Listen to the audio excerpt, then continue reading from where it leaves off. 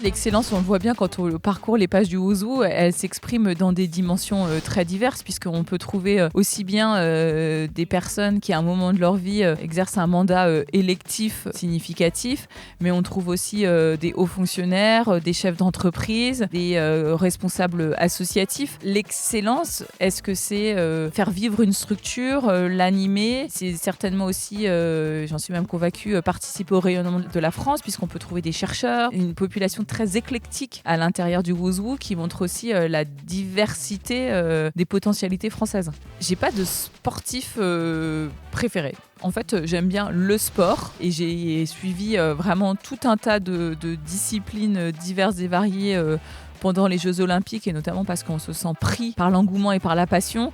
Mais c'est vrai que j'ai été vraiment impressionnée par les para-athlètes. J'ai été voir des épreuves et eux n'ont jamais envie qu'on les considère comme des super-héros. Mais justement, je pense que c'est une bonne leçon de montrer que tout le monde a sa place dans la société et qu'il faut parfois un peu se forcer, et qu'à ce moment-là, il y a plein de possibles qui s'ouvrent. Quand j'étais vraiment jeune, encore à l'école primaire, le métier que j'envisageais de faire, je voulais être historienne en sciences économiques. En fait, regarder dans l'histoire comment on avait réussi à résoudre des crises économiques pour voir si on pouvait appliquer ces leçons-là à l'histoire contemporaine. J'ai jamais eu de plan de carrière, toujours eu la chance d'avoir des opportunités qui se sont présentées à moi auxquelles je ne pensais pas et pour lesquelles, en fait, à première vue, je n'aurais jamais candidaté, estimant que j'étais pas au niveau 2. Au fur et à mesure, on prend conscience que si les gens ont pensé à vous, c'est que vous pouvez le faire. Il ne faut pas justement se mettre des barrières a priori, mais qu'il faut y aller, quoi. Ceux qui vous le proposent, ils ont plus d'expérience. Il ne faut pas hésiter.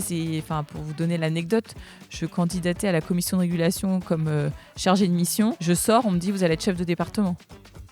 J'avais 10 ans de moins, je pense, que la moyenne de tous les autres chefs de département quand j'étais recrutée. C'est pour dire que c'est vraiment des opportunités. J'ai jamais fait acte de candidature pour être conseillère municipale. Je suis venue à un rendez-vous, j'étais bénévole dans le sport, j'arrive avec une liste de propositions. Et là, pour avoir refait l'exercice 20 ans après, les gens qui connaissent la ville et qui viennent avec des propositions, il n'y en a pas beaucoup. Je dirais que le plus important, c'est certainement de rester soi-même en toutes circonstances. Parce que quand on reste soi-même, il y a assez peu de risques qu'on se contredise dans les 6 mois qui suivent. Quand on est soi-même, en fait, on n'est jamais en situation d'inconfort. Donc après, ça peut jouer des tours. Moi, je dis toujours ce que je pense. Je le dis pas pour mettre le bazar, mais par contre, j'ai jamais eu peur d'aller voir des gens même dont je suis proche pour leur dire là, je suis pas du tout d'accord. Je pense que tu te trompes, sans calculer si ça pourrait me porter préjudice 3 mois, 6 mois plus tard. Voilà, être soi-même.